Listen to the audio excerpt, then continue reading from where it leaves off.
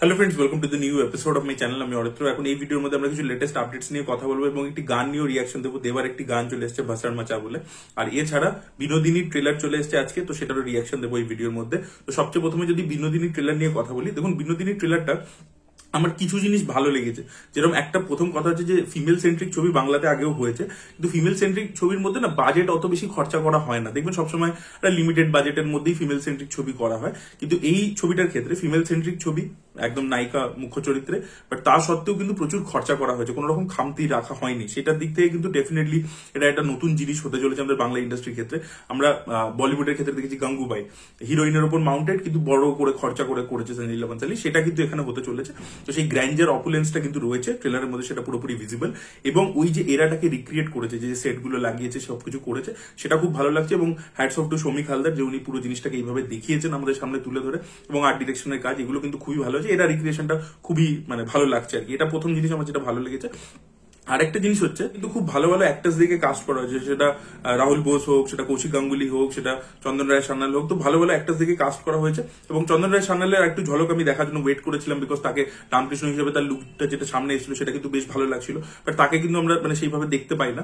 বাকিদের কিন্তু কৌশিক গাঙ্গুলি পারফরমেন্স আমার বেশ ভালো লেগেছে, রাহুল বোস রয়েছে অল্প, ওম সাহানিও রয়েছে, তাদের কাছে আমার ঠিকঠাক লাগছে। এখন এই ট্রেলার থেকে আমি বলতে পারবো না যে এক্সট্রাঅর্ডিনারি লেগেছে, বাট আমার মূলত ট্রেলারটার যে খুব বড় হয়েছে ট্রেলারটা, রুক্মিণীকে লুক ওয়াইজও বেশ ভালো লাগছে, খুবই সুন্দর লাগছে, এবং মাল্টিপল লুকসে তাকে আমরা দেখতে পাচ্ছি। তার যে পুরো লাইফ স্প্যানটাই এখানে কভার করতে চলেছে রামকমল মুখার্জি, সেটা পরিষ্কার বোঝা যাচ্ছে। তো সেই দিক থেকে রুক্মিণী খেটেছে লুকসের উপর ইত্যাদি, সেগুলো ভালো লাগছে। এবং বিভিন্ন এজ যেহেতু গ্রুপ আমরা দেখতে পাবো, সেখানেও কিন্তু তার এফোর্ট আছে, সেটা বোঝা যাচ্ছে।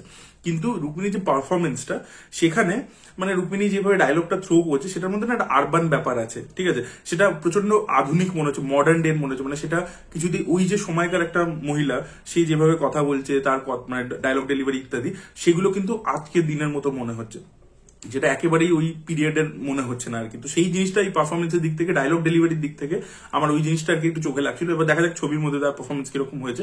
আর এছাড়া আরো একজনের কথা বলবো যার পারফরমেন্স কিন্তু আমার বেশ ভালো লেগেছে, সেটা হচ্ছে মীর।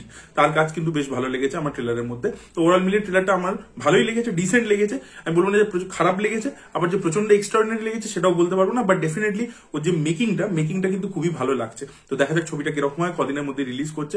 দেব এন্টারটেইনমেন্ট ভেঞ্চার্স যেহেতু রয়েছে, তার ভালো প্রমোশনও হবে ছবিটা। তো দেখা যাক ছবিটা কিরকম পারফর্ম করতে পারে। আপনাদের কেমন লেগেছে অবশ্যই কমেন্টে জানাবেন। এবার যদি আমরা দেবার গানটা নিয়ে কথা বলি, ভাসার মাচা, এই গানটা কিন্তু গান হিসেবে কিন্তু খুব একটা যে আমার এক্সট্রাঅর্ডিনারি লেগেছে তা কিন্তু নয়।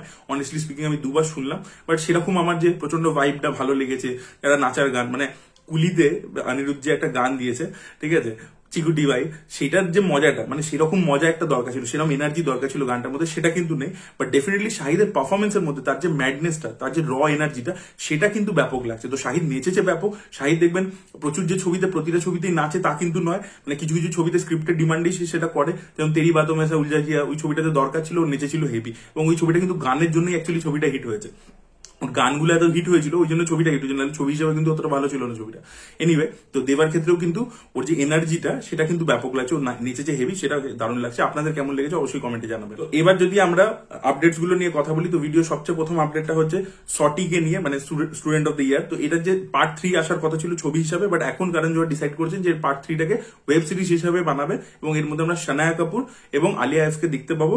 হিরো কে হতে চলেছে সেটা এখনো ডিসাইডেড নয়। তো দেখা যাক কোন প্ল্যাটফর্মে এটা আসে। ডিজনি প্লাস হটস্টারে মাইট বি আসতে পারে হয়তো, কারণ ধর্মার সাথে ডিজনি প্লাস হটস্টারে এটা কোলাবোরেশন হয়েছে। তো দেখা যাক সেটা কোথায়, কোন প্ল্যাটফর্মে আসে।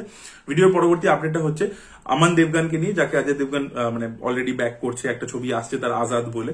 তো তার পরবর্তীতে একটা হরর কমেডি ছবিও অজয় দেবগান প্রডিউস করতে চলেছে, তার সাথে কো প্রডিউসার হিসেবে থাকবে হচ্ছে প্যানোরামা স্টুডিওস।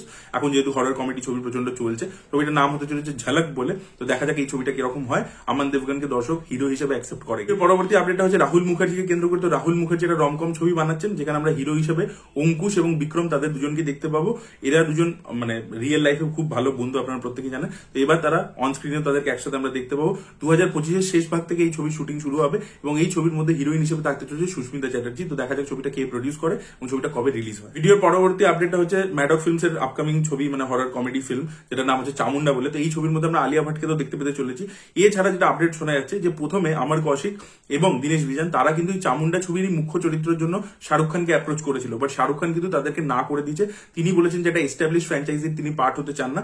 তিনি বলেছেন তিনি অমর কৌশিকের সাথে কাজ করতে ডেফিনেটলি ইন্টারেস্টেড, বাট তাকে নিয়ে যেন অন্য একটা গল্প ডেভেলপ করা হয়, অন্য একটা সেখানে ফ্র্যাঞ্চাইজ বা একটা ইউনিভার্স তৈরি করা হয়। এবং তারপর থেকেই যে অ্যাডভেঞ্চার ছবির কথা যে শোনা যাচ্ছে যে একটা অ্যাডভেঞ্চার ফিল্ম করবে, তখন আর কি সেটার পরিকল্পনার দিকে তারা গেছে এবং শোনা যাচ্ছে যে অ্যাডভেঞ্চার্স অফ সিন্ধুবাদের উপর বেসড হতে চলেছে। সেটা পরবর্তীতে আমরা জানতে পারবো, সেটা এখনো হতে অনেকটা সময় লাগবে। বাট তিনি কিন্তু এই অলরেডি যে সেট আপ করা ফ্র্যাঞ্চাইজটা হরর কমেডি, সেটার মধ্যে কিন্তু ঢুকছেন না। তিনি কিন্তু জানতেন যে এটা পার্ট হলে তিনি প্রচুর টাকা আরামসে ইনকাম করে নিতে পারতেন, বাট শাহরুখ খান কিন্তু রিস্ক টেকার, সেটা আমরা প্রত্যেকে জানি। তো সেটাই তিনি এবারেও করছেন।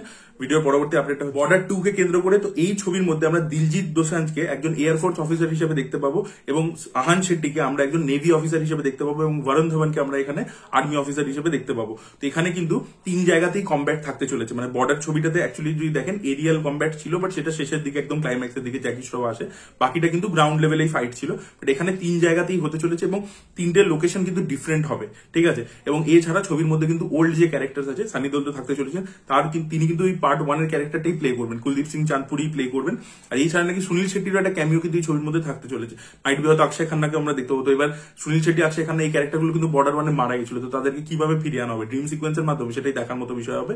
আপনাদের কি বক্তব্য অবশ্যই কমেন্টে জানাবেন। ভিডিওর লাস্ট আপডেটটা খুবই ইন্টারেস্টিং, সেটা হচ্ছে আল্লু অর্জুনকে আবারও দেখা গেছে সানি লীলা বানসালির অফিসে। তো সানি লীলা বানসালির সাথে আল্লু অর্জুনের কথাবার্তা কিন্তু চলছে, অনেকদিন ধরেই এই মিটিংটা চলছে, ডিসকাশন ইত্যাদি হচ্ছে। আগেও আমরা আপনাদেরকে আপডেট দিয়েছিলাম, বাট এখনো কিন্তু আবার তাদেরকে একসাথে দেখা গেছে। তো দেখা যাক সানি লীলা বানসালি কোনো ছবি প্রডিউস করছে, তার পার্ট আল্লু অর্জুন হবেন নাকি আল্লু অর্জুন মানে সানি লীলা বানসালির ডিরেকশনে কিছু কাজ করবেন, সেটাই দেখার মতো বিষয় হবে।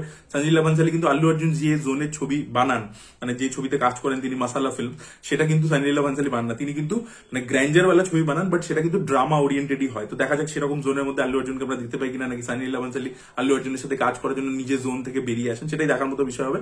আপনাদের কি বক্তব্য, এই কোলাবোরেশনটা আপনারা দেখতে চান কিনা অবশ্যই কমেন্টে জানাবেন। এই ভিডিওটা ভালো লেগে থাকলে লাইক করুন, শেয়ার করুন, চ্যানেলকে সাবস্ক্রাইব করতে ভুলবেন না। Bye bye.